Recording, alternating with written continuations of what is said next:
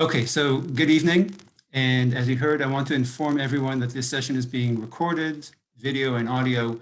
So if you do not want your image to be viewable to those who watch this video in the future, simply turn off or cover your camera. But of course, you can still participate by audio. Also, one more announcement. I want to tell you that next academic year, we will start a Hebrew Bible discussion group, which is a student book club that reads the Bible. So if you're a student and you find what we do here today interesting and would like to read and discuss the Hebrew Bible in a group setting, according to the methods that we go over today, then please email me and tell me to put you on the roster, because I want to cap the group at 12 people. So if you want to claim your spot for September, please email me. So today we're going to focus on the Torah, or the Pentateuch. These are what's called the 5 books of Moses, the first 5 books of the Bible. Now these 5 books, and by the way, if there are any questions along the way, just yell out and I'll stop and answer any question you might have. So these 5 books, the first 5 books of the Bible, which Jews call the Torah, or in English, the 5 books of Moses, or the Pentateuch, they comprise 3 sections. There's an introduction, which is the first 11 chapters of Genesis, up to where we're introduced to Abraham. Then there's the main body, covering the birth of Abraham to the death of Moses. And then an afterword, in which Moses, this is the book of Deuteronomy or Dvarim, comprises about 25% of the Torah. And this last book is Moses delivering an oration to his people, summing up his and their journey as they prepare to enter their promised land. Now, before we talk about the Torah, which is our topic here, let me just, for those who are unfamiliar, let me give you a super brief history of the Jews, just so that we can have context about the writing of this book. So the first time Jews or Israelites show up on the historian's radar is the end of the 13th century BC, this 1207 BC. What we have from then is a song of praise written by an Egyptian pharaoh by the name of Mar-Neptah for himself, celebrating his victory over the Israelites. That's the word on the piece of stone. And he identified the location, and that is in the land that we call the land of Israel, or Canaan. And here, let me put it on. I'm assuming you can see the screen share, right? You can see the PowerPoint? Yes. So you can see now the Middle East? Mm-hmm. Yeah, we get to it. Okay, so this is the region, and as you can see, this tiny spot here. So Mar-Neptah identified people that he called Israelites living there, and that he defeated them. And this is the only non-biblical historical source that mentions Israelites or Jews before the time of King David, which is about 1000 BC. So there are debates as to where they came from, but we know for sure that the Israelites had come to Canaan from wherever they came before 1207 BC. Now, during or after this period, various Israelite tribes settled in their respective territories, clashing and intermarrying with local peoples. At around 1000 BC, the Israelites formed a monarchy to help them resist resist the Philistines, who were either ruling them or just harassing them and exacting tribute from them. So they had, the first king was King Saul, then David, then Solomon. After Solomon, in 926 BC, this kingdom, this Israelite kingdom, suffered a civil war and split in 2. There's the large northern kingdom called Israel, which contained 9 of the 12 tribes, and a southern kingdom called Judah or Judea. In 722, the northern kingdom, Israel, was conquered by the Assyrians, the Assyrian Empire, which is located in modern-day Iraq.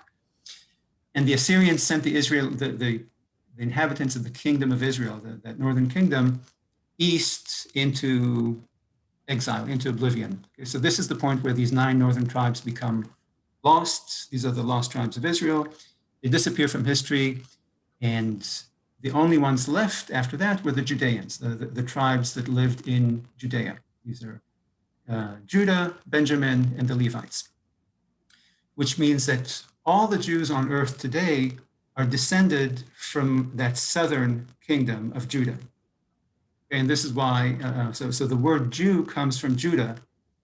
Actually, in Hebrew and all world languages except for English and French, the word for Jew is Judean. Okay, just like Russian is a person from Russia, Serbian is a person from Serbia, American is from America.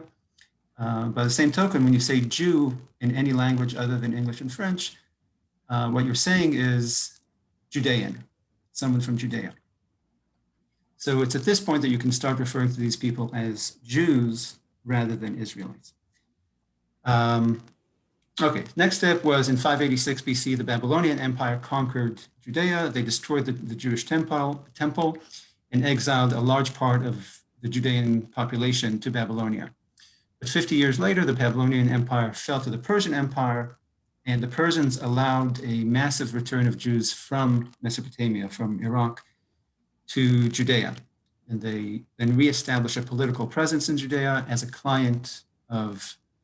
subordinate polity of Persia, and they rebuild the temple in Jerusalem.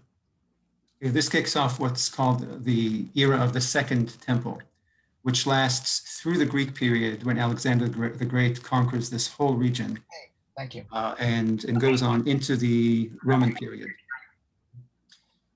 During the Greek period, the Jews rebelled and established an independent kingdom in the story that most of you know from Hanukkah. This is the Maccabee revolt against the Greeks. But about 100 years later, when the Romans conquered the region in 63 BC, Judea became a client kingdom of Rome, and then later on a Roman province. And that's where we'll end this brief history lesson. Now, the Israelites differed from their various neighbors in the ancient Near East in 2 main respects. First, in having a religion that focused on a single deity, a single God, that was never born and will never die, an abstract God who is not of this world, not subject to the laws of this universe, but who has a special affinity and connection to the Jewish people. Okay? And to this, there was no precedent in the ancient world. You know, a national God, a God that has a nation that is his nation, his people. The second factor that distinguished Israelites from other peoples of their era was a particularly well-developed historical consciousness, what we today would call a national consciousness or a sense of nationhood, a recognition of the importance of a communal past for the survival of the group in the present and the future, and a strong connection of the group to its shared religion, its shared language, and its shared land. So all of these are elements that we know from our own societies today as features of modern nationhood. So we see that in the ancient Israelites. And it's these 2 factors, the Jews' monotheism and their nationalism, that are probably responsible for the fact that the Jewish people survived as a people for the past 3,000 years, while other peoples of the ancient world have disappeared as a political or ethnic entity. Okay, so much for the Jews. Now, a brief word about this book. So the traditional Jewish understanding of the Bible is that the Torah, in the 5 books of Moses, was written by God. I mean, either written by God himself or dictated to Moses by God. The other books of the Bible, there's no clear Jewish verdict as to who wrote them and where and when. My sense is that the Jewish tradition understands the rest of the Bible as written by human authors in various times and places. Of course, with divine inspiration, but written by humans. But with the Torah, there's no doubt. The Torah was written by God. So when religious readers for the past 3,000 years found inconsistencies or contradictions or other mystifying problems in the text of the Torah, in these 5 books of Moses, they assumed that the text was fine, but that they didn't understand God's writing, its logic, its purpose, or its structure. So they tried harder to understand the author. And that is literary analysis, trying to understand the author's mind and purpose by studying his words and sentences, studying the phrasing, the syntax, the sequencing, noticing literary allusions, literary structures, repeating motifs, etc. In order to understand something doesn't make sense here, how can I find out what the author meant to convey here? Okay? And this is how this was how Jews approached the Torah for 2,500 or 3,000 years. However, in the 18th and 19th centuries, biblical scholars developed a new understanding. These are mostly academic scholars rather than religious leaders of rabbis and Talmudic scholars. So mostly academic biblical scholars developed a new understanding of the Torah, which is called the fragmentary hypothesis or documentary hypothesis, same thing. And they started from the same problems and inconsistencies and contradictions in the text that readers have noticed for thousands of years before. But they explained, these scholars in the 18th and 19th century, explained that it's not that we have a problem in understanding the author, but that the text really is inherently inconsistent and contradictory. And this is because the Torah is not really a single literary work written by an author, but is actually a mashup of different stories written by different authors at different times with different styles or different purposes. So to these scholars, this text, the Pentateuch, the Torah, is in fact a bunch of separate documents that were stitched together. And sometimes the stitching is clumsy. Thus, inconsistencies, contradictions, digressions, repetitions, changes in verbiage, changes in composition, these are all evidence of the works of different authors that were later on edited together in this book.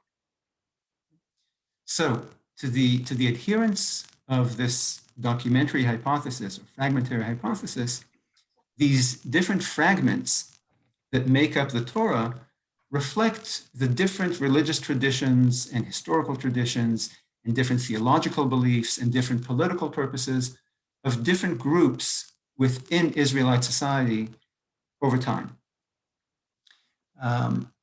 So I hope you can see that unlike the traditional reading of the Bible, which is literary, this analysis, what I just described to you in the documentary hypothesis, this is not literary analysis, but source analysis. Where we, the readers, are not trying to understand the author's mind and purpose. What's the author trying to do by telling this story twice, or saying X here, but saying the opposite there, or using this uncommon word or phrase here that doesn't seem to fit the rest of the sentence. Instead, we try to identify the different sources that make up the text.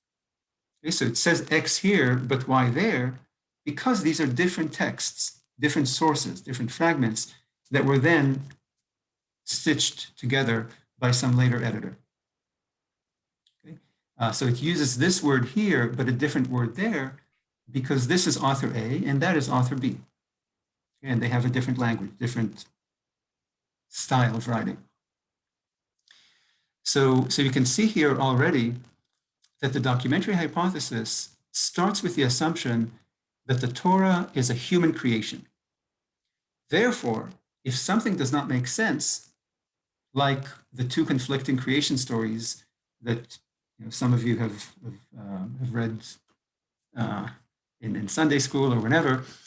So in the first two first three chapters of the Bible have two creation stories that are very different from one another. We'll talk about this in a second.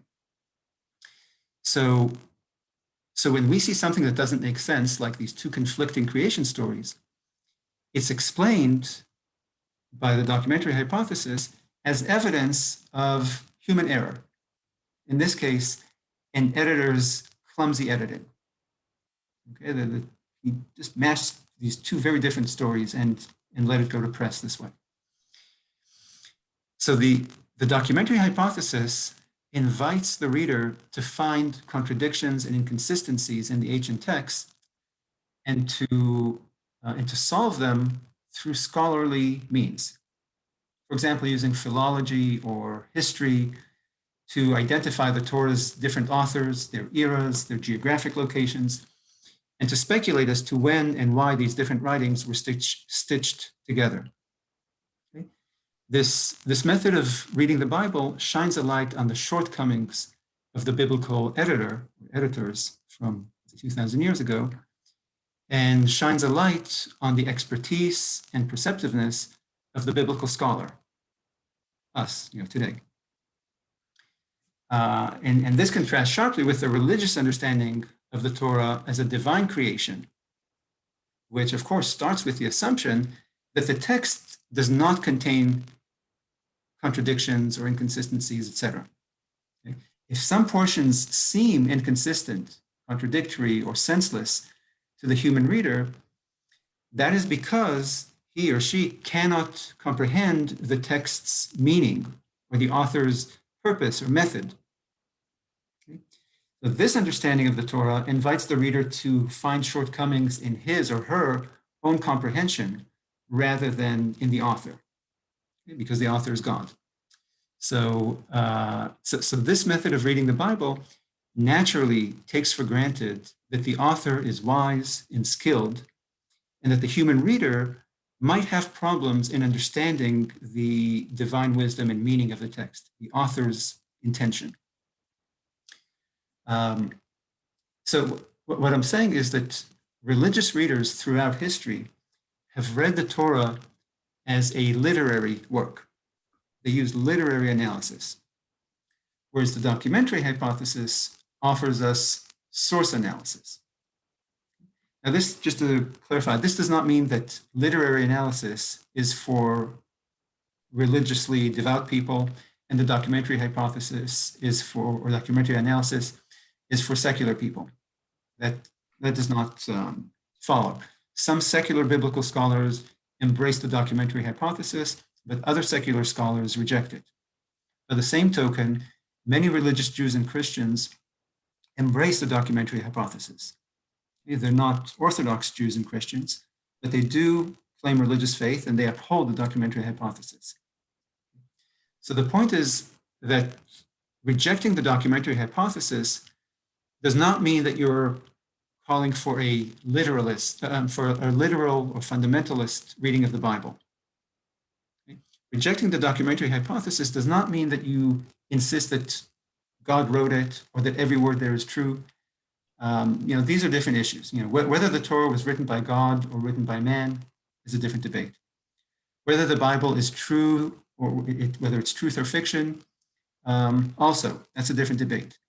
This debate over the documentary hypothesis is not over whether it's not about whether the Torah is true, but whether the Torah is a book, meaning a single work of literature written by an author, a skilled author.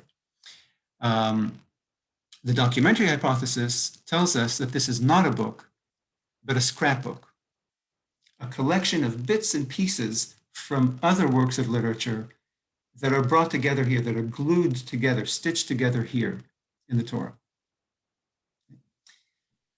So that's the documentary hypothesis. Any questions so far about what they mean by this? Okay, so there are various problems that critics of the documentary hypothesis identify with it, but the root problem they point to is that the documentary hypothesis assumes that that inconsistencies and contradictions and repetitions and changing patterns or styles in writing cannot be there by design.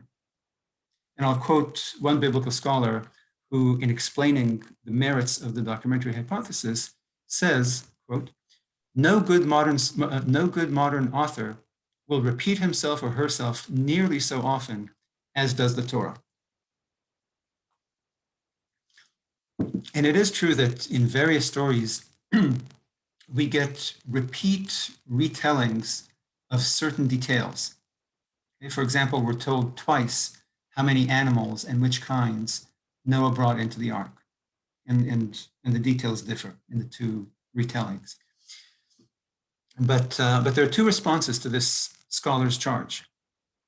First, modern authors do repeat themselves. If you read modern literature, you know that there is repetition. More important, second, the Bible should not be compared to a modern book or article. Instead, it should be compared to a speech. Okay? So let's take let's take the second point first and then move back to the first. So the Bible was not written to be read individually, silently, as you read a novel or a newspaper. Because it was written, you have to keep in mind, it wasn't written for us, it was written for an illiterate audience from 2,000 or 3,000 years ago. Okay? It was written for people who can't read. It was written to be read aloud as a public address. Okay? So it was written not to be read, but to be heard, like a public lecture or a political speech or a sermon. So it's true that we don't usually, as readers, see much repetition in a single article or book.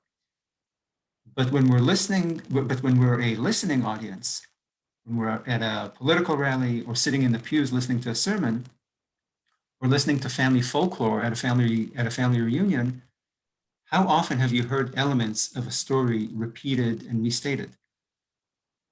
It's actually quite common and quite necessary.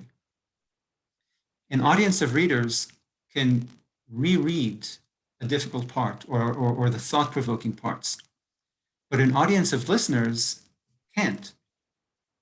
If you want the crowd to contemplate something, or to notice something that you're saying, or to remember something for later on, or to really comprehend something really important, you have to retell that part to them. They cannot reread it, so you have to retell it. You have to retell it, just like I did now. So repetition is not evidence for the documentary hypothesis. It's evidence that the biblical scholars who came up with the documentary hypothesis are trapped in their own modern experience of the Bible. Their experience as readers of a book that you can carry into your room, into your study, and read leisurely at your desk. A book with pages that you can leaf through and leaf back. So they're studying the Bible as a book instead of studying it as it was written by its authors, and as it was experienced by ancient Jews, meaning as a speech. And just again, consider how you would react If you gave a political speech at a rally and somebody printed it out, bound it in a book cover, and gave it to literary critics to review as a book of political philosophy, or the other way around, if you wrote a political philosophy book and somebody read it out loud to a bunch of political consultants, asking them to grade it as a political rally speech. Of course, these critics would pan your work, but you tell them that you're victims of a hoax. You've been misled to judge my speech as if it were a book, or to judge my book as if it were a speech. So that's one problem with the documentary hypothesis. Its adherents misconstrue what they're analyzing. They're analyzing a speech as if it's a book. Okay? But let's put that to the side. Let's forget this very important critique and go with their method, the method of the documentary hypothesis. So let's read the Bible as a book and judge it as we judge the written word, rather than as we judge the spoken word. So that claim that I quoted to you, that modern authors would not repeat themselves, is simply incorrect. Modern authors do. Okay, we've all read modern works of literature and watched movies like Rashomon, Memento, Pulp Fiction, in which the same event is retold a number of times, but retold differently to show how different characters perceive them from their own different perspective, to relay different accounts of the same event. Or the author might retell you a story, kind of a snippet of, let's say, how the boy met the girl, the same story that you've already read 100 pages ago, but the retelling illustrates to you how you now understand that first meeting in a completely different light because of everything you've learned about the characters in the intervening 100 pages. Or a book in which the same story is repeated, but with slight differences in the plot, revealing how one random event can change the course of events and alter the lives of the characters. Okay, so these are all literary techniques that we're familiar with. We're familiar with it in modern literature. So finding it in ancient literature doesn't necessitate different authors. It could be the same technique. Now, besides repetition, besides narrative repetition, other problems that the documentary hypothesis identifies in the Bible or in the Torah are, first, instances in which one part of the biblical story contradicts or clashes with another part. Second, instances in which the biblical author switches from one style of writing to another in the same story. And third, instances in which the biblical author uses different word choices in different parts of the same story. For example, the most famous of these example of this is using the word God here, but Lord there, or Lord God there, or God's actual name, JHVA, over there. But again, just like with repetition, we've all read modern works of literature in which the author does all three of these things. Setting up scene 2 in which something seems to contradict something we read in scene 1. Okay, setting up a problem for the viewer or the reader to work out. You know, how to make sense of the seeming contradiction. 2, switching from one writing style to another. For example, from modern English to archaic English, from highbrow to lowbrow. Just read Huckleberry Finn, for example. Or if you read a poet using a certain word in one verse, but purposefully choosing a loaded synonym for the same object in another verse. And sometimes we use synonyms not to convey a message or meaning, but simply to avoid repeating the same word or the same phrase over and over. Okay, so you might say, you know, they signed a treaty, but then the second time around, you'll say they struck an alliance. And the third time, you might say they affirmed a covenant. So these synonyms need not be signs of 3 different authors, just a sign of an author trying to use some variety in his writing or oratory. And the same goes for the different appellations for God. Okay, so if tomorrow you write an email to someone or talk to somebody about this talk, it's very likely that you'll call me differently from one sentence to the next. You'll say, Mr. Chet, professor, the professor, Chet, Guy, the speaker. You'll call me, but you'll refer to me differently just to avoid repetition. Moreover, using different appellations, different names for God, different references for God in this case, can have a real literary purpose beyond just variety. Okay? And just a quick example of this is the different appellations for Ishmael in the Abraham story. I hope you're familiar with the characters. Ishmael is Abraham's first son from Sarah's slave woman. So if you read the text in a close translation from the Hebrew, you'll see that the narrator, when the biblical narrator refers to Ishmael, he calls him either Ishmael or the lad. However, when the narrator narrates Hagar, the mother, speaking about Ishmael, Ishmael is referred to as the boy. When the narrator narrates Abraham's actions or thoughts about Ishmael, Ishmael is referred to as his son. And when Sarah speaks about Ishmael, Ishmael is referred to as the son of Hagar, the Egyptian woman. Okay, so now it would be silly to suggest that this is not by design. That there's not, clearly you have here a thoughtful and subtle author who devised a clever and sensitive literary technique to plant loaded words to convey to the audience subconsciously, an audience of listeners, messages about the emotional relationships and tensions between characters. The relationship between the mother and the son, the father and the son, the tension between Abraham and his wife, between Sarah and her slave woman. So now when we see inconsistencies and contradictions and repetitions in a modern work of literature, our natural response is to try to understand the author's intent. Okay? What is this thoughtful author trying to convey to us by contradicting something he's told us before?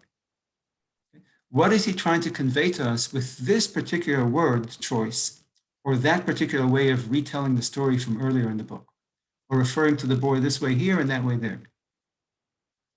And when we think that we get it, when we think that we understand the author's intent, we're really impressed by his or her ability, by the author's ability, to use a literary device to transmit a message or to show us something that we wouldn't otherwise notice or contemplate. But when we see inconsistencies and contradictions and repetitions in an ancient work of literature, we're told by the documentary hypothesis to assume the opposite. Assume that the ancient author could not have been as clever a writer as Alice Munro or Quentin Tarantino or Toni Morrison.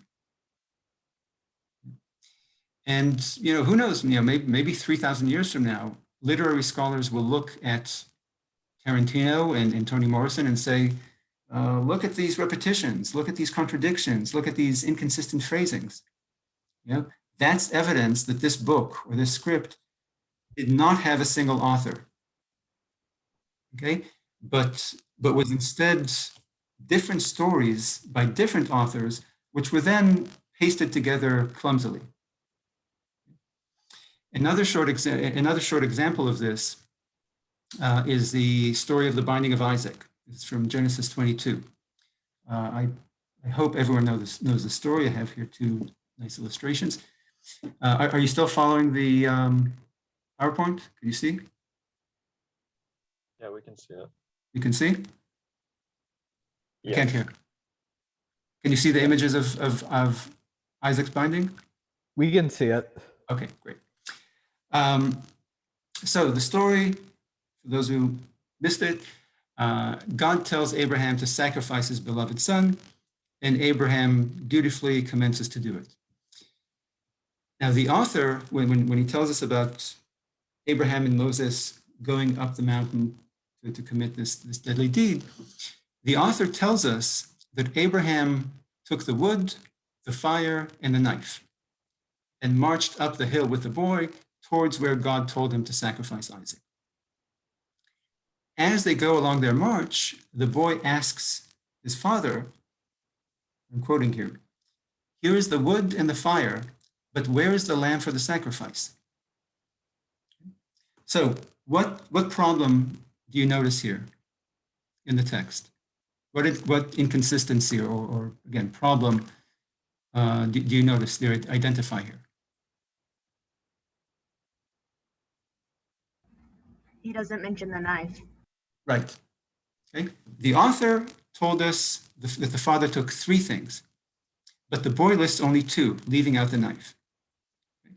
So of course, this can be a simple oversight or sloppiness on the part of the author, or it could be a purposeful omission on the part of the author. Okay. So if it's sloppiness or error, then we don't have to consider it further. Okay. That's the answer. Okay. The author is not careful. But if this were let's forget that this is the Bible. If this were a modern work of literature by a widely respected author, somebody who's won the Booker Award, what would you make of this omission? What would we think the author is trying to convey to us by this inconsistency? Again, speculation. It's not.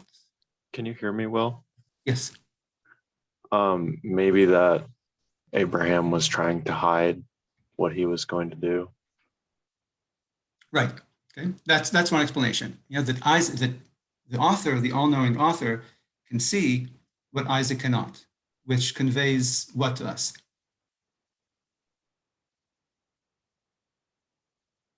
I mean, why is Abraham hiding it? Probably the shame of what he's about to do. Right. Either shame or consideration for the boy. Not to show the boy. This is what's going to happen here. What's another possibility? And that is a real possibility. What other explanation is there? It's not. Let's assume that Isaac does see Abraham taking from the donkey wood, the fire, the knife. I was going to say that he may or may not have brought a knife. He might have had a knife. He might not have. And 2 people have different opinions on if he did or not. Well, okay, so that's maybe the documentary hypothesists would say, well, one tradition says this, one tradition says that. But we do know that Abraham had a knife at the top of the mountain because it says that he raised his knife to kill the boy. But let's assume that Isaac did see the wood, the fire, and the knife. How would, again, assuming that this is a modern work of literature by an author that we all respect, what could the author try to be trying to convey to us if it's not what you said earlier, that Abraham is feeling bashful about or bad about it? Maybe Isaac is trying to put it out of mind. He might think that he knows what's going to happen. Right. Okay, that Isaac is catching on to what's happening. Isaac, by the way, at this point is anywhere between 14 and 20 something, I forget. So he's not, he's seen sacrifices before. He's seen slaughters before. Okay, so the other option is that Isaac is catching on to what's happening here. And the omission of the knife conveys turmoil and terror in Isaac. He dare not ask or challenge his father directly, but he begins to suspect what the knife is for. He knows that there is no lamb to slaughter. There's only 2 people here, only 2 living creatures here, Abraham and himself. And something is going to be sacrificed. So when we read that the 2, after this conversation, continued to walk in silence, we have a very different sense of what this walk was like. Thanks to that question from Isaac, we know, again, because of that question and the way it's asked, omitting the knife, that this is not a walk involving a heavy-hearted father and a clueless, happy-go-lucky boy. It's a tense, silent, dramatic walk involving a man who knows he's about to commit a terrible act and an increasingly panicked boy whose mind is racing as he contemplates whether his father's about to kill him. And again, we won't get into this now, but I urge you to look up this story, again, Genesis 22, to see other kind of literary technique in building dramatic tension as they march up the hill. You'll read there that Abraham loads Isaac, his son, with the wood. And Isaac says to Abraham, his father, whatever he says. And Isaac says, Father, and then the father responds, yes, son. Then Isaac asks him the question about the offering, and Abraham responds, God will provide the lamb for the slaughter, son. Then Abraham binds Isaac, his son. Then Abraham raises his knife to slaughter his son. Okay, so the author batters us with this clash between the intimate and tender connection between his father, his son, and the violence that we readers know is about to happen. The kind of a clash between Isaac's sweet trust in his father and the father's silent betrayal of his son. So this is a decision that readers have to make individually before they start reading the Bible. Is it possible that the biblical author was as sophisticated and skilled and creative as our best authors? Is it possible that the Bible's ancient readers, listeners, were as perceptive as modern readers and modern viewers? If the Bible was written by a simple, primitive author, then our job as readers is very different than if the author was wise and sophisticated. Same goes for the readership. If the Bible was written for dupes and dummies, then we should read it as we read modern day children's literature. Read it from above. If, on the other hand, it was written for people who can think and reason and moralize like us, then we need to read it differently. We need to read it respectfully as we read modern high literature. So these are very different approaches to history. And I'm not saying one's right and one's wrong. I'm saying that when you read pre-modern sources or pre-modern literature, you need to already know what you think about pre-modern people. Are we smarter and more thoughtful and more knowledgeable and more decent than they were, or less than they were, or just the same? And of course, you have to be able to explain to yourself and to others what makes you believe what you believe. So let's take those two creation stories and apply these two methods to see how the two ways of reading the Bible explain the two creation stories. Okay, source analysis, the documentary hypothesis, versus literary analysis. Okay. So the two stories are presented to us in the first three chapters of the Bible. Okay, the first creation story is Genesis 1 through Genesis 2, verse 4. And then the second creation story is from Genesis 2, verse 5 to chapter 3, verse 24. Okay. Now, again, those of you who are familiar with these stories know, okay, we'll discuss in a second, but there are significant differences between the two creation stories. And this has been noticed for thousands of years. Jewish and Christian theologians have struggled to explain these contradictory stories. So we'll tackle them too. And here I've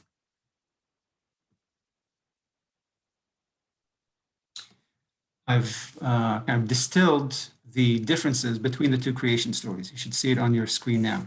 So I'll give you a minute or two to read it over.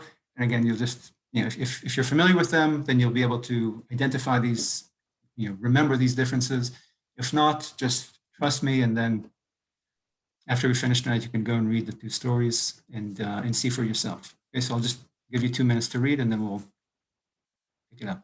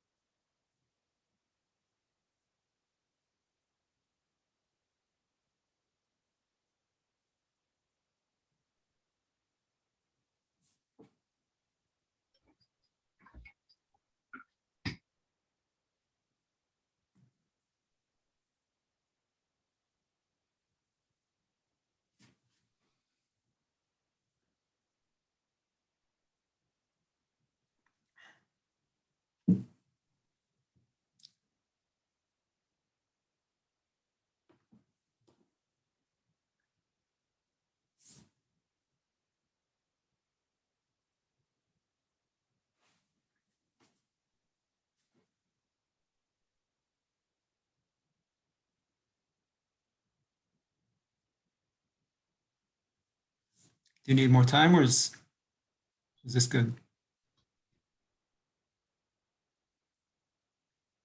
Good to go. Sorry.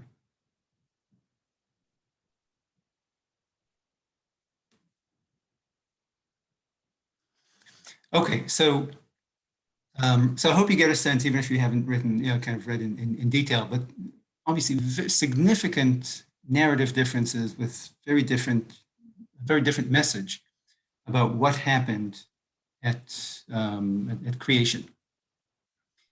And this is a great example. These two creation stories is a great example of both approaches to reading the Bible, thinking that they have a home run for their side. Okay? The source critics say that only the fragmentary or documentary hypothesis can explain these two conflicting accounts of creation. These are different stories thrown in one after the others, reflecting different religious traditions, different folklores, and even different theologies that were current within Israelite tribes. So when the book was being edited, the editors couldn't just leave out the creation stories, the foundational stories of large parts of Israelite society. So they put them all in. And that's why both were preserved, because they were important to different parts of the society. The critics of the documentary hypothesis, they hold that these two stories indicate the opposite theory, the theory of the single sophisticated author. They point to the documentary hypothesis and say, do you really expect us to believe that the editor of a religious book, which purports to tell its readers something true, knowingly left two contradictory stories at the very beginning of the book? No editor who's halfway competent would do that. Are we supposed to believe that the editor didn't care whether readers found his book at all credible? Or are we supposed to believe that the editor thought that readers won't notice the contradiction between the two stories? Because we know that readers do notice. Again, I promise you, if you just read these two chapters, you'll notice it immediately. These are different stories, as you saw in that list. Okay? And we know that the editor of, again, let's assume that this is an editing job after the fact. We have to assume that the editor of one of the great literary and theological works in human history was not an incompetent. So even if we accept the idea that this book was edited together from different sources, rather than written by a single author, it stands to reason that this editor clearly thought that there's a message to convey with this weird literary device of pairing two different creation stories together. Which means that the documentary hypothesis, even if it's true, it doesn't solve the problem for us. It simply changes our question from what is the author trying to tell us with these two opposing accounts to what is the editor trying to tell us with these two opposing accounts. So let's assume that we're dealing here with a skilled author or a skilled editor, that there's some thought here rather than just, I found two stories, mash them together and send them to press. Let's assume there's some thought process, either by a skilled author or by a skilled editor, just as we would if we were reading a current day award-winning book or watching an Oscar-winning movie. Okay? So if a modern book or modern movie, again, an award-winning book, somebody with an author that we respect, or an award-winning movie, started with two origin stories that contradicted one another, how would we explain it?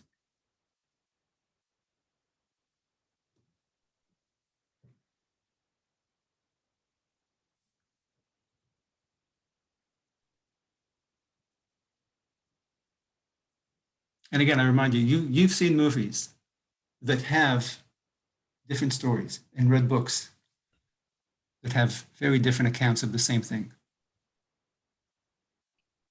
Maybe it's trying to convey two aspects of the same character. Okay. Or multiple aspects. So by aspects, you mean what?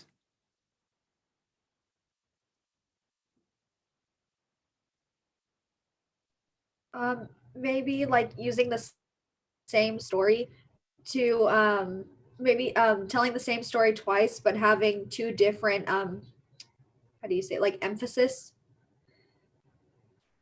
Okay, yes, to focus on different aspects of the events. Okay.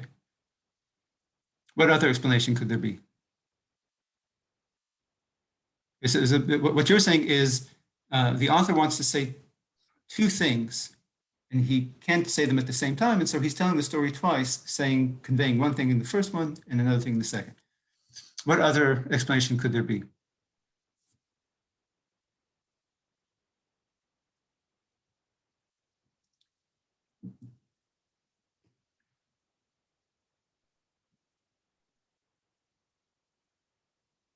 Does anyone know what the traditional Jewish and Christian explanation for this contradiction is? I think I've heard that in the second telling, it's zooming in to explain more the details of each part. Exactly. The traditional understanding in the standard explanation in Judaism and Christianity is that chapter 1 is an outline, and it tells us in broad themes, in broad strokes, that God created plants, animals, and humans. The earth, the heavens, etc., plants, animals, and humans. But then we go from the framework to a more detailed story, and then chapter 2, or chapter 2 and 3, fills in the details of how and when, etc. Okay? But the problem with this explanation is then, why the different order? It's not simply filling in details. In chapter 1, man is created last, whereas in chapter 2, he's created before the plants and the animals.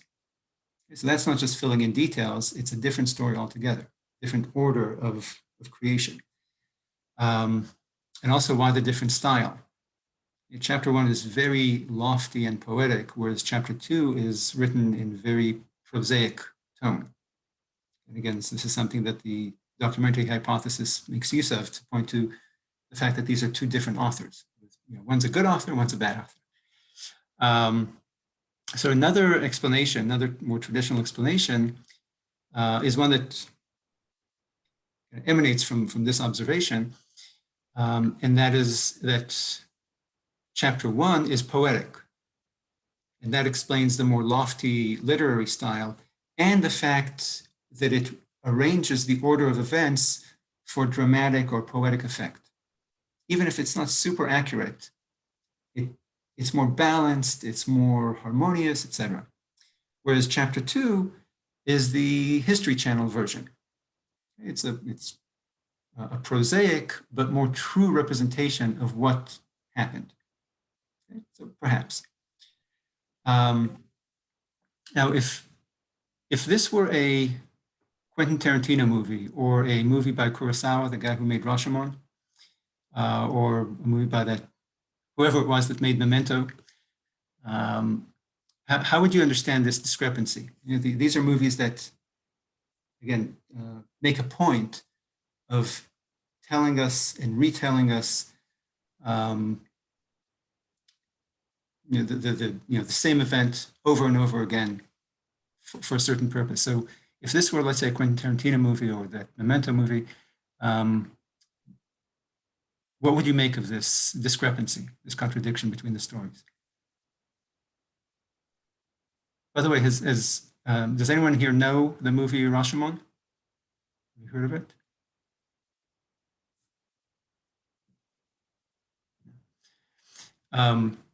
Yes. Oh, I see here in the chat that it's Christopher Nolan is the guy from Memento. Thank you. So I'm sorry, I can't read the chat while I'm also kind of work out my thoughts, but I'll read them later on. So just to briefly tell you, Rashomon is a story of a rape and murder, but it's presented 4 different times, each time differently by 4 different witnesses. So we, the audience, are left trying to understand what really happened here. And there's it's a Japanese movie, and there's an American remake called The Outrage. It's a good movie. In any case, so we have modern literary examples of books or movies that tell parallel stories told by different participants. Again, same story told by different witnesses with different perspectives on what happened. And with regard to this story, this dual narration, there's a scholar by the name of Pamela Rice, who argues that these 2 chapters are, again, just like Rashomon, the same story from 2 different perspectives, God's and man's. So the Bible tells us what happened in chapter 1 as God experienced it. And we even hear God speaking in the first person there with, let's make man in our own image. Whereas in chapter 2, the biblical author tells us what happened as Adam experienced it. And it's, if you think of it, you'll find that, if you examine what parts of the creation story stuck with you as a human being, you'll see that they're mostly from chapter 2. What sticks with you, what's evocative to you, is man's account. Okay? The Garden of Eden, Adam created separately, Eve created from Adam's rib, the serpent, the forbidden fruit, the eviction from the Garden of Eden, the curse that God curses them. So if you go back, if you look at these differences on PowerPoint, between the differences between chapters 1 and 2, in light of this theory, you'll see how it works out. In chapter 1, God knows that man is made in his own image. In chapter 2, Adam doesn't know this. It's not mentioned. In chapter 1, God knows what he did before Adam came into being. In Adam's account, in chapter 2, the story of creation begins when Adam opens his eyes. And then he encounters plants, then animals, then Eve. In 1, God knows he created humans out of nothing with his word. But we humans cannot create anything out of nothing supernaturally. So in man's account of creation, this creation is depicted in human terms. God creates something out of something else. He takes earth or a rib and molds it into something by hand. So in man's account, God's acts of creation are physical acts, not metaphysical acts, as they're presented in God's chapter, in chapter 1 account. God in chapter 1 does not view human labor and pain and sorrow and death as punishment, but as the gift that God gave us. Okay, that again, labor and pain and sorrow and death are features of the good and proper order of things. Okay, in chapter 1, Adam and Eve did not sin and were not punished. Man, however, in chapter 2, sees the harsh realities of life, work, pain, sorrow, death, as a curse, as punishment. God in chapter 1 knows that Adam and Eve were made for one another and made for sex and procreation, for prospering and multiplying, which God tells them to do in chapter 1. But in chapter 2, Adam learns only over time, with age, that the woman is his proper mate. And only later, with age, do they discover sex and procreation. In God's account, God knows that he created what he wanted to create, and it was good. In chapter 2, Adam sees numerous mistakes in God's acts of creation. And Adam is God's guide to fixing these errors. Adam is lonely, so God creates the animals. Adam doesn't find a mate among the animals, so God creates Eve. And note also that in the second account, in man's account, the narrative dwells on physical descriptions of the environment. In chapter 2, verses 10 through 12, it tells about the Garden of Eden and the rivers there and gold and precious stones, etc. These are not things that God is interested in, but things that human beings are extremely interested in. And the literary stylistic difference between the two accounts can convey a similar dichotomy. Chapter 1 is a masterfully structured and lofty literary work with all sorts of repeating patterns and motifs, whereas chapter 2 is a prosaic list of this happened and this happened and this happened. Okay, so to the documentary hypothesis folks, this is proof of two different authors, one lofty and poetic, the other not. But that's because they don't allow the possibility that an ancient author could create two different styles to convey a message, a theological or philosophical message in this case, about the nature of God and the nature of man, or about man's inability to understand God and understand his proper role in God's world. So, if I wrote this today, these two accounts, literary critics would point out how clever and sophisticated I am. Okay? But 3,000 years from now, literary critics might assume that my paired stories were written by two different authors and just mashed together by some future editor. So you can see here in this first episode of the Torah, what literary analysis allows us to see in the text and versus what source analysis, the documentary hypothesis, tells us about the text. And lest you think I'm being, I or that Pamela Reese scholar is being fanciful about these creation stories, seeing two perspectives and Quentin Tarantino-like creation. If you read other parts of the Bible, you see the same technique elsewhere, and we can discuss this in Q&A later, of telling a story through the eyes of two different characters. Okay, so the narration allows you to see what, let's say, Saul sees and what Samuel sees in the story of the coronation. But okay, so I'm sure that you can tell that my approach to the Bible is that of literary analysis rather than source analysis. I'm not a biblical scholar. I'm an amateur, but I don't find the documentary hypothesis credible or reasonable. Plus, I find it dull. it robs the book of its literary artistry and of its wisdom. It paints the author or the editor as a ham-fisted and clumsy incompetent. And it paints the Jews who were presented with this book 3,000 or 3,000 years ago as clumsy readers or listeners, as fools who didn't notice the crude and disjointed editorial stitching in the text. Now, in the 19th century, when the documentary hypothesis was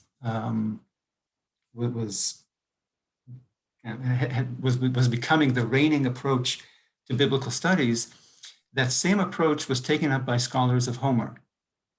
These classical scholars broke down the Iliad and the Odyssey, finding different sources patched together by some later editor.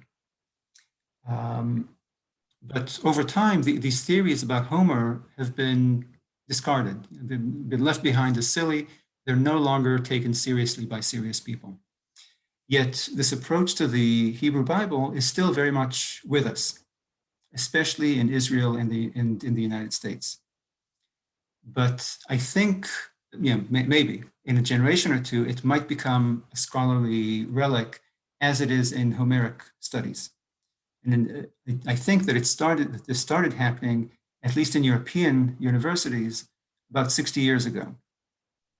So, perhaps European scholars from the 1960s and 70s, people like Umberto Cassuto and Ivan Engno, will help younger scholars see the documentary hypothesis as boring, but more important as a kind of orthodoxy, like an old, increasingly ossified orthodoxy that cannot answer various intellectual and methodological challenges that are posed to it. And again, you can start seeing this different approach to the different approach to the documentary hypothesis in Europe on the one hand versus Israel and the United States on the other. So, thank you, and I'll take any questions and try to offer answers.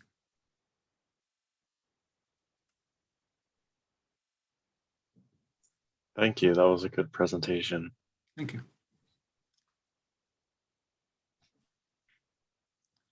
Any question? I can't necessarily see your if you're waving or anything, so just if you have anything to say, just blurt it out. Dr. Chet, I have a question. Yes, sir. So, as you know, the Hebrew Bible, it does a lot of different things, and story of creation, story of people is one of them, but it's also a book of laws.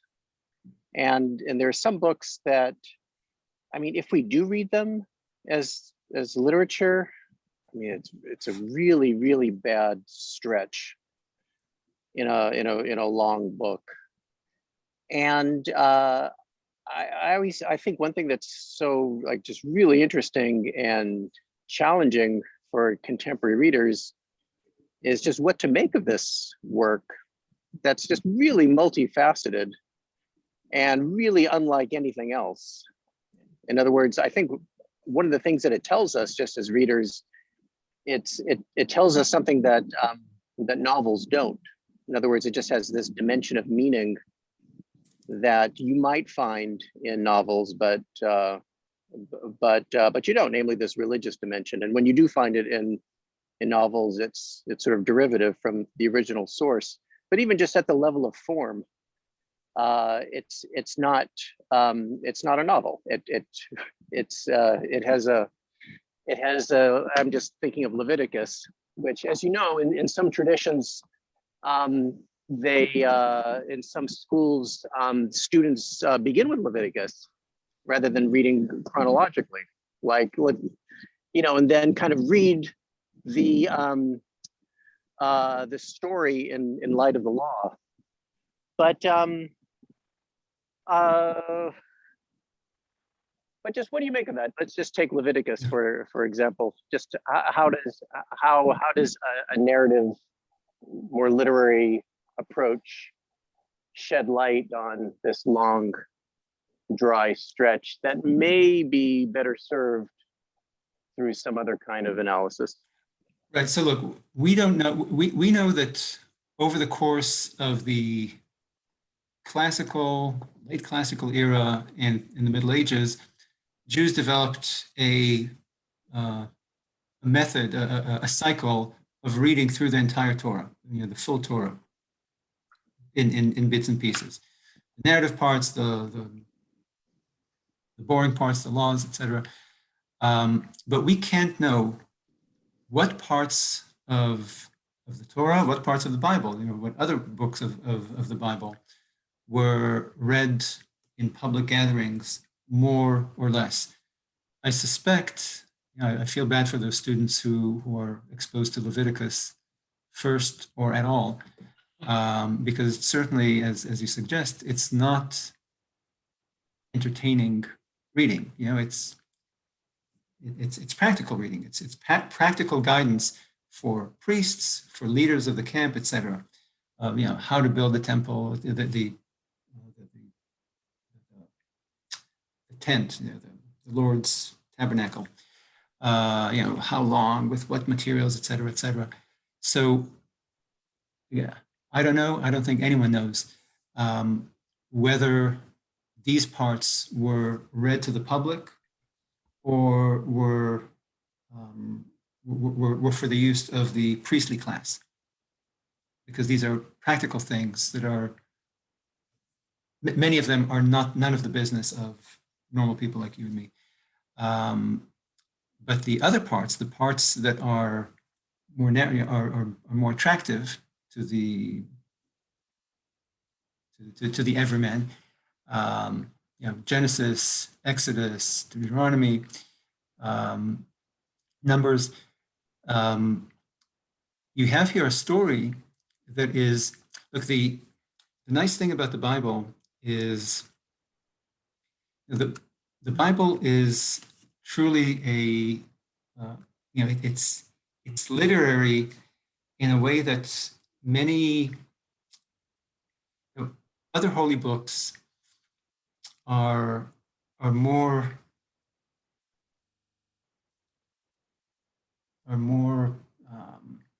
instructional. Okay, if you look, for example, at the New Testament and the Quran, certainly the New Testament and the Quran has storytelling parts. Okay, but they have sections that are truly a philosophy lecture or an ethics lecture or a theology lecture. Okay, the New Testament, the New Testaments and the Quran deliver their message to the reader explicitly and directly. And especially in the New Testament, you can see it in the epistles are self-consciously theology lessons. But even in the Gospels, there are sections that deliver fully formed theology lessons, delivered to the reader as a written sermon, in which the author delivers to the reader the truth. Okay, the Hebrew Bible doesn't do that. It certainly does deliver philosophical and theological lessons to the audience, but it doesn't articulate a given lesson in the form of a philosophical exhortation. Instead, it hides its message to you in these cool, entertaining stories about interesting people. And if you think of it, when somebody lectures a certain philosophical message to you, telling you think X, but in fact it's Y, you're primed to resist it, to ignore it or resist it, because it's delivered as an exhortation. Okay? But when someone entertains you with a story, your intellectual defenses are down.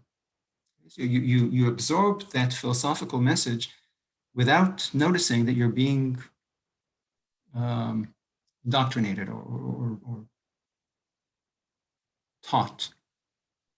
Okay, so the author or filmmaker can teach you lessons surreptitiously as he or she is entertaining you.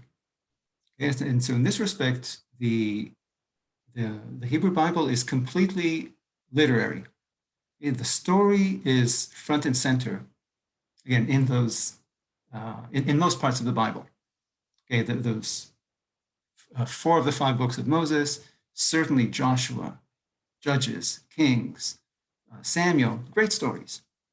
Okay, so it's primarily a story, and the sermon is something that the reader absorbs from the story, consciously or subconsciously. Okay, maybe after they hear the story, they work out its meaning, its message, and that's the lesson they draw from it. Okay, okay, so I think the storytelling in the Hebrew Bible is a very clever way to deliver philosophical or theological messages to an audience that is not, philosophically minded. Okay, these are sheep herders and goat herders. Okay, but they're being engaged philosophically by this storyteller.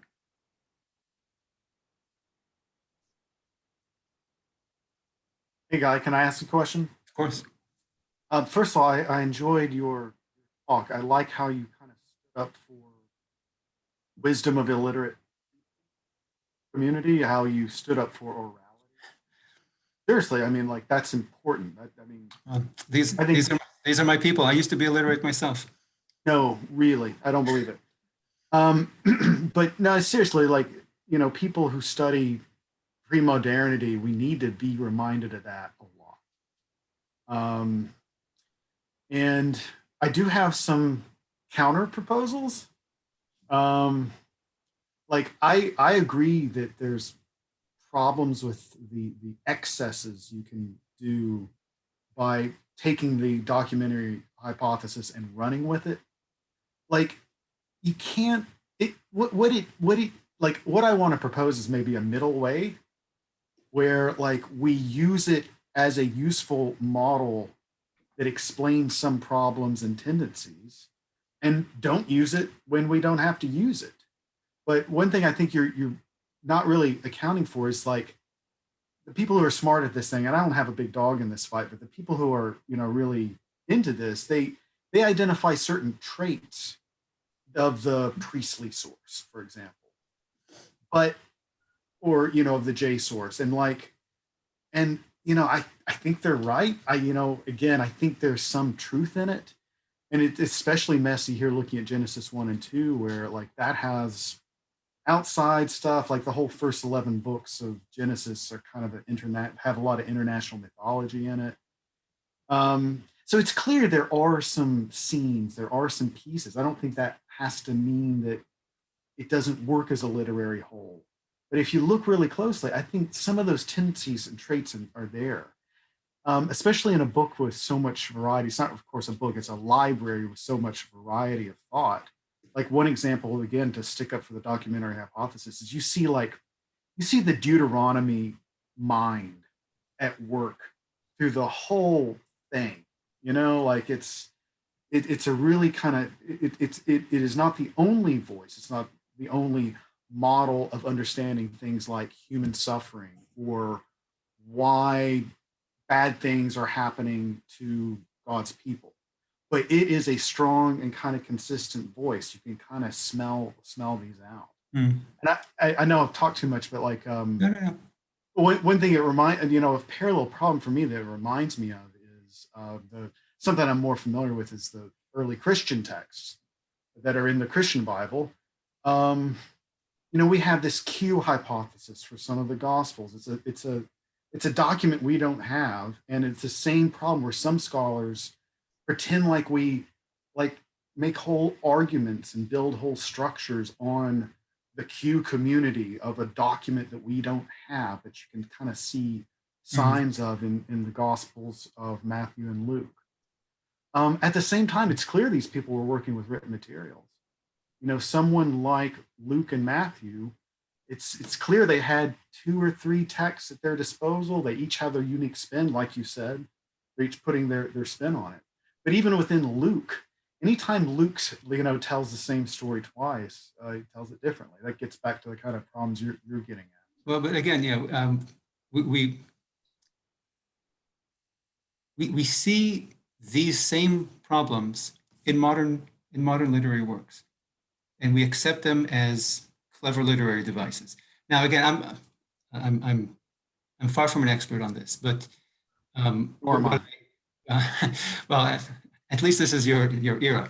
But what I hoped to show is that the circumstantial evidence for the documentary hypothesis is, I think, more easily explained as great writing than clumsy editing. But forget which is more easily explained and less easily explained. But there is, you can explain it as editorial work and as great writing, or as kind of as a literary technique. But even if to your point, let's assume that the documentary hypothesis is correct, it still doesn't solve the problem that it introduces, because it still leaves us with a literary problem that requires a literary analysis. Meaning, why did the skillful editor, forget, okay, there's no author. There are like 20 or 4 authors who wrote these fragments, and the fragments were joined together. But they were joined together by an editor. Okay? So why would an editor place 2 seemingly incompatible creation stories? Why would a skillful editor refer to God as a plural entity? Why would a skillful editor, why would he allow that to stay in a monotheistic book? Why did the skillful editor tell, for example, there's these a famous example of this problem is that there are 2 nearly identical stories about Abraham handing over his wife to another man. Okay, why would the editor leave both of those in? And since the editor did that, how did ancient readers interpret these oddities? Because they certainly interpreted it differently than, they didn't believe in the documentary hypothesis. They had some other explanation. So the question is, are we right and they were wrong, or vice versa? And again, like I said, I'm following biblical scholars that make sense to me. And so I don't buy the documentary hypothesis, but again, I'm not a biblical scholar. My point is that even if you accept it, you still cannot avoid doing literary analysis on the final text. Again, assuming that it is a mashup. Unless you're willing to say that the editors were clumsy editors who just mashed things together, and that generations of ancient audiences were too dim-witted to notice the contradictions and repetitions and the obvious splicing, etc.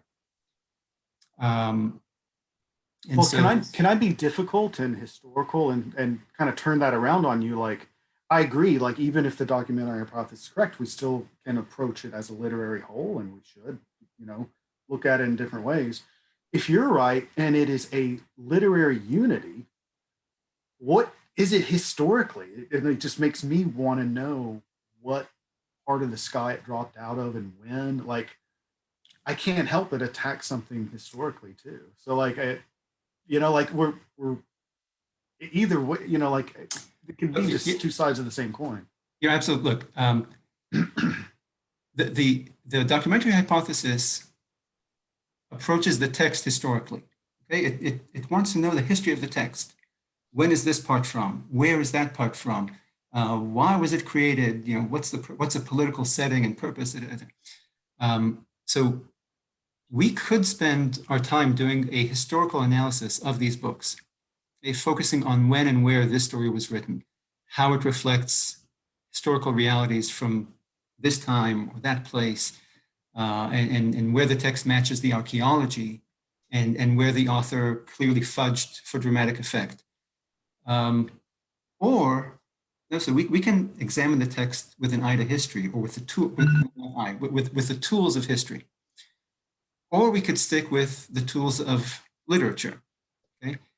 Both are certainly legitimate, and both are useful for their purposes. Historians, for their purposes, need to look at the Bible just like they look at other ancient sources, ancient religious sources from the Assyrians and the Egyptians, etc. But I don't think that you're right that you can do both things. If you focus on using the tools of history, then you're not using the tools of literature, because you're not treating this as a literary whole. You're looking at this section that was created in the Northern Kingdom, and this section which was created in the Southern Kingdom, and this was created 200 years after that one. You're not treating it as the work of an author. So you need to choose. We need to choose.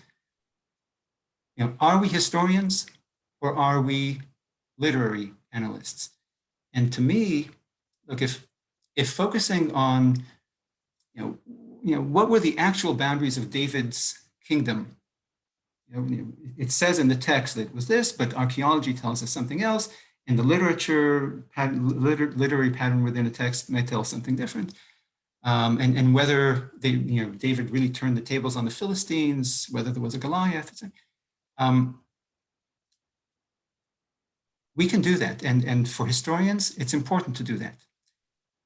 But if doing that makes us miss the character of David, if it makes us miss the meaning and moral lessons that the author offers through the literary character of David, then we've cheated ourselves out of the most important and useful and beautiful and impressive part of the story. And look, forget the Bible, take Shakespeare. Okay? Julius Caesar, or Richard III, teaches you a lesson in Roman history or English history. And it teaches you a lesson on human nature and on political power and honor and character, etc. So what would you think of a literature teacher who devotes 90% of the class to examining the historical detail of the play against the historical record, clarifying what's history and where Shakespeare took dramatic license, and didn't discuss with you or your children the character development of the different character, okay? And the literary means by which Shakespeare offers his insight on morals and psychology and civics and power. Okay? That teacher would be missing the whole point of Shakespeare and robbing the students of the true content of Shakespearean literature. He might be an excellent history teacher, but a terrible literature teacher. And elevating textual analysis over literary analysis with the Bible or with Shakespeare is like eating the ice cream cone and throwing away the ice cream. Yeah, it reminds me of in grad school, I did a minor field in religious studies.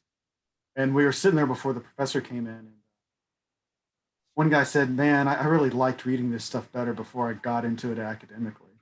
And everyone just kind of shook their head. And I mean, you're right. I like how you're, pointing that out about David and the beauty of these. And again, it's historians need to do this work, and philologists need to do this work. And like I said, maybe they're factually right. It might be right. Again, I don't know. But look, if there wasn't an author that wrote the Torah, but a committee of editors, they still, and again, to my mind and to the 2,000 years of Jewish and Christian readers who read this, there is great wisdom and literary art in this text that they, again, assuming it's not a single author, that they created. And when you look at it as a history text, as an opportunity to do history, it kind of means that you can't differentiate, you as a reader, not you as a historian, as a reader and as a biblical teacher, as a literature teacher, it means that you can't differentiate between the essential and the secondary. You can't tell, again, to the point of the ice cream, you can't tell that the whole point about buying ice cream is the ice cream. The cone is just a delivery system. In this case, the history let's say the book of Judges, okay, it tells a period, it tells stories from a certain period, a historical period of Jewish history. But the point is not history, it's the characters and the lessons in civics and morality and character and theology, I think. I have a question. So I know that in the Orthodox traditions, they have very set interpretations of a lot of these things that we're thinking about. And I'm kind of curious what you think that takes away from the literary analysis that we're able to do, because it seems like they had a sort of literary approach to this up to the point of the Talmud, and then after that they stuck with those interpretations and didn't. Oh, no, they developed, so not to get too deep into the weeds, but there are 4 methods of reading or interpreting the Bible. There, again, for those who know Hebrew, it's drush, pshat, remez, and sod. So kind of a simple reading, high reading, metaphorical reading, and hidden meaning, finding hidden meanings. So it's more mystical. So, and those developed over time. So the pshat is usually understood as a medieval development, from the 12th, 13th century, well after the Talmud was completed, which is defined by the drush, which is the most popular, the high method. So you went from the high to the simple reading to the more metaphorical, and then to the more mystical in the 16th, I think, or 17th century. So there has been an evolution in the methods of reading the Bible in in Judaism. And I'm not, I don't live in that community, but my sense is that works in all 3 branches of reading are still continuing today. I know that they were still being produced in the 18th and 19th centuries. So I think there is still kind of a lively, creative method of literary analysis in 4 different families, 4 different avenues in Orthodox Judaism. It's just that we're probably not as exposed to it because we're more exposed to we outsiders of that community, we're more exposed to academic analysis of the Bible rather than religious analysis. Okay. But Also, it's definitely within this literary tradition that I'm talking about, and definitely rejects the documentary hypothesis. yes. Okay. And I also have a question. How would you compare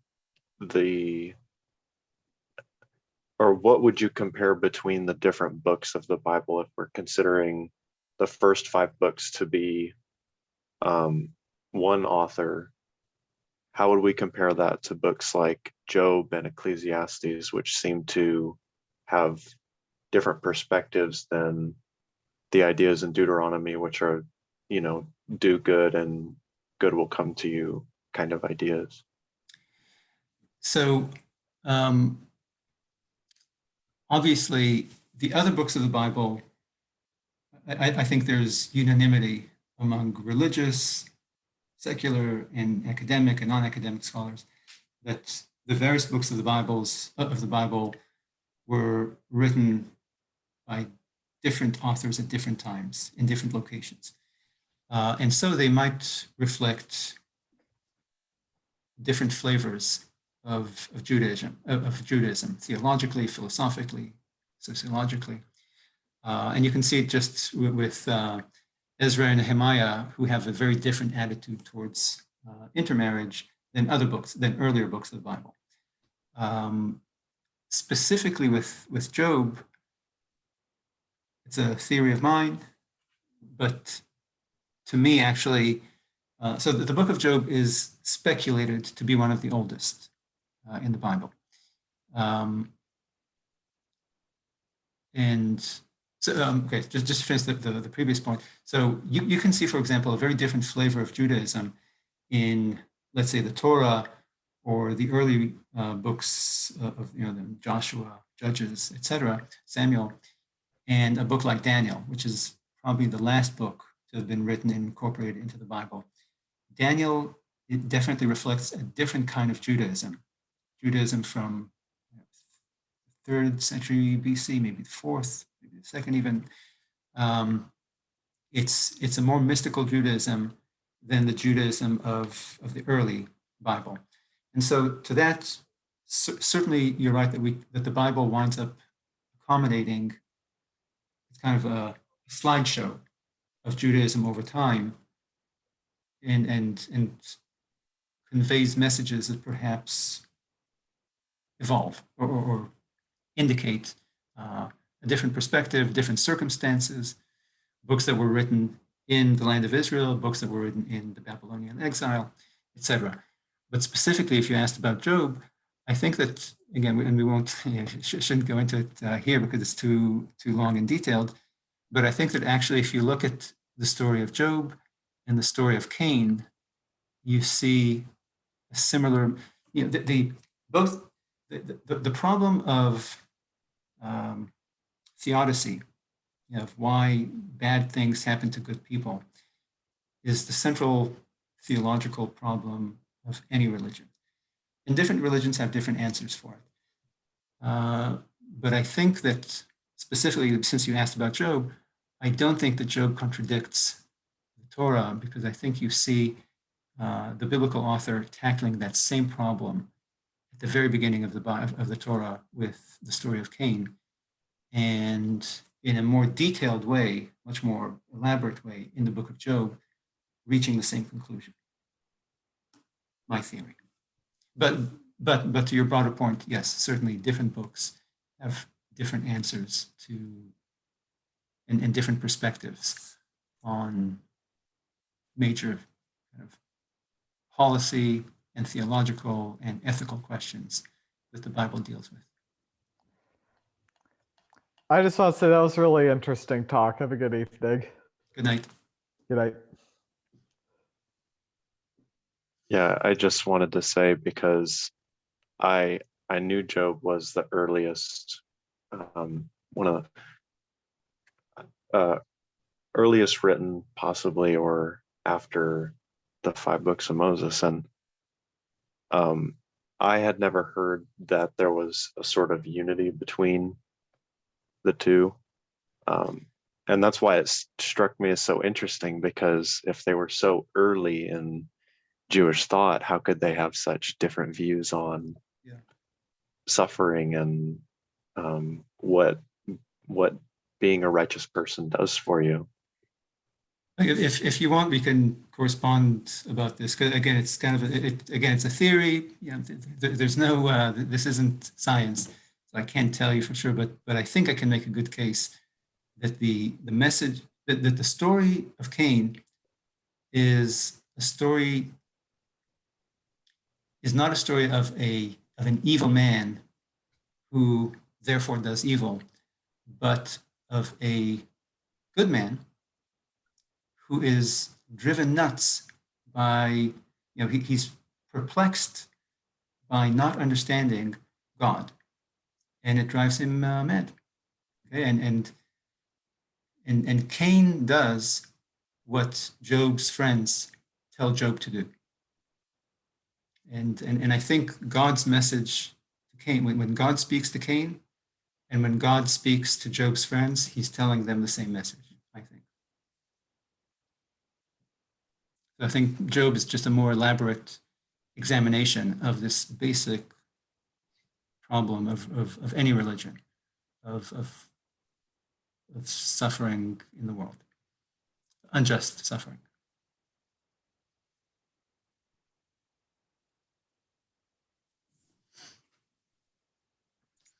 Any questions? Oh, go ahead. Sorry. Yeah, I don't want to take up all the questions if anyone else has questions, but what does the fact that it doesn't have vowels, does that play at all into this interpretation of how you read or see the literature? I don't understand what you mean. I don't understand the question, that is. How does So the lack of vowels, you mean that a certain word can be pronounced in 2 or 3 different ways? no, just the structure of the language itself, does that influence the opinions on maybe how the book was meant to be read or anything like that, or how it was developed, how it was meant to adhere to a certain tradition or things like that? I haven't encountered anything along those lines, but again, I think Hebrew is fairly it's like other Canaanite, Phoenician languages in that it didn't have vowels or punctuation. So I'll say it this way: I haven't read anything that would suggest that this element of Hebrew is particularly useful to one way of reading or the other. What is a problem, what does figure into it is the lack of punctuation, because there are sentences that can be written as any college professor knows. When students don't punctuate their sentences, we, the readers, the professors grading your work, we don't know what you said here, because the same sentence punctuated one way can have meaning A, and punctuated another way can have meaning B.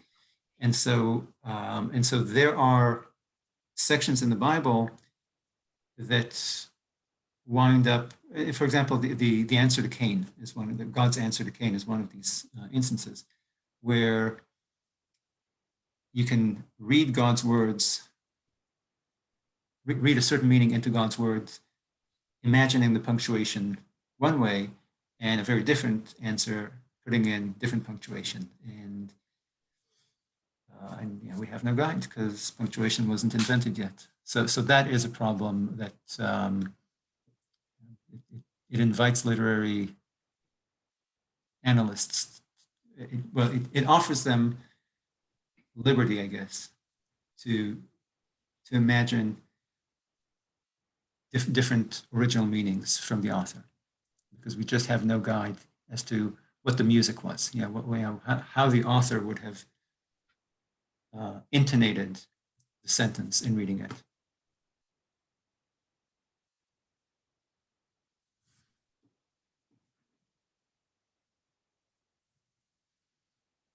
Any other questions about anything?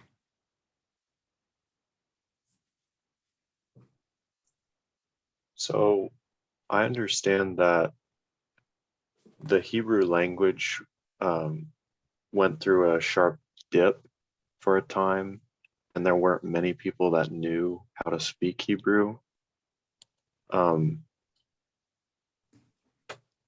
Does that sort of change the lens through which we're reading the original language, because now we're looking at it through maybe an Orthodox perspective, since those were probably the people that knew the language?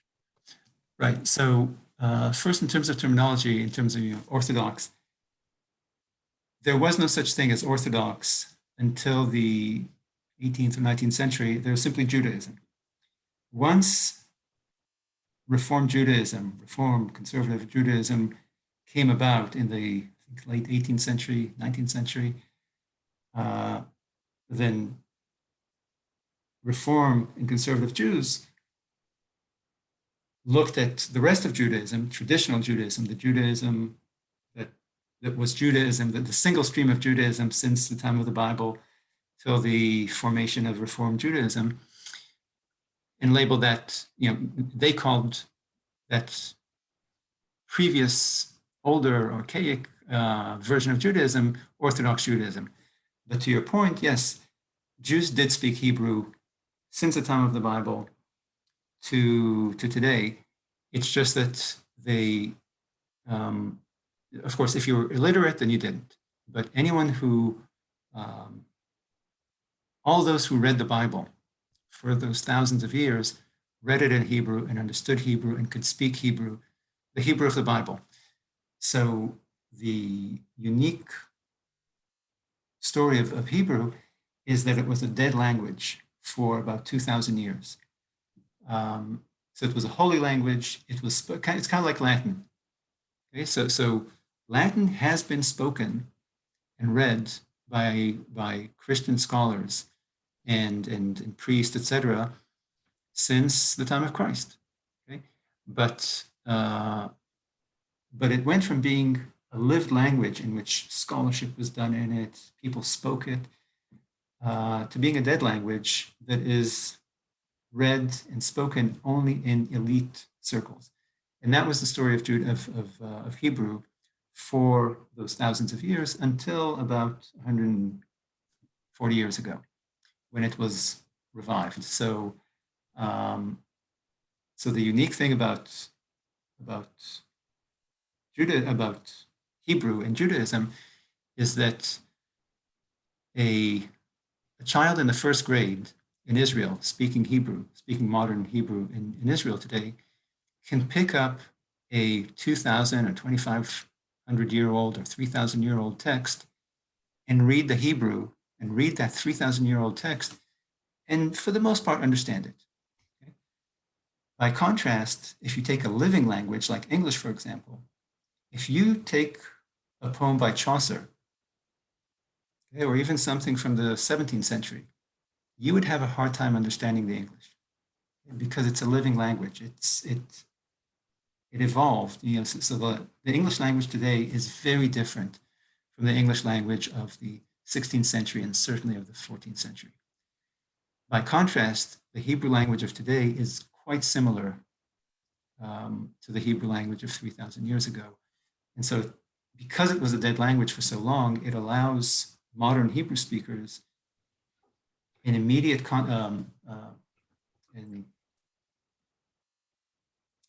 an unadulterated connection with the Hebrew of the ancient text. You don't have to, of course, it helps really having philological understanding of ancient Hebrew and other ancient Near East languages, et cetera, et cetera.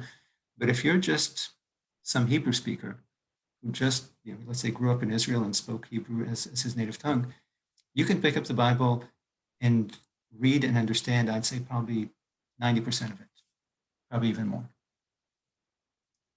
So it actually makes it easier to connect with the ancient text and be your own literary analyst.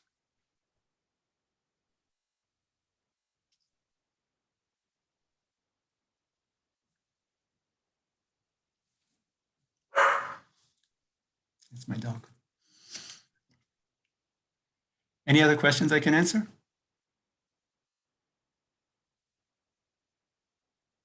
Once, twice? I guess I'll ask one more since Yes. it doesn't seem like anyone's. Yes. Is there any other ancient Semitic literature to compare the Torah to, that we can see maybe how traditional authors would write versus how Torah was written? Yes, I'm not familiar. I'm not very familiar with them, but yes, definitely. And I have heard, like, I'm Jewish. This is a book that I grew up on, so I have this kind of special feeling, interest, affinity for it. So I've seen literary analysis that points to, for example, these writing structures. For example, chiastic structure, where it's A, B, C, D, D, C, B, A. You know, so, and that's a known pattern in ancient writing. So I know that there are literary scholars who compare ancient works of literature, specifically religious, you know, the ones that most of the ones we have access to are religious texts, religious poems. But I myself haven't read them simply because it's, to me, not that interesting. But because, like I said, I'm not that interested in the history of the Bible or the history of the text, or even the history of ancient Judea as I am in this book as a book. But to answer your question, yes, it's just that I don't know it that well.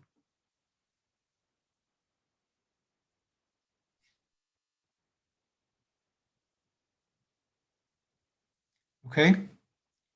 Any other questions? Sure. So look, if anyone else has any questions or wants to follow up on anything, you know my email, so I invite you to email me, and I look forward to it. And thank you. Thank you. Good night. You. You're welcome.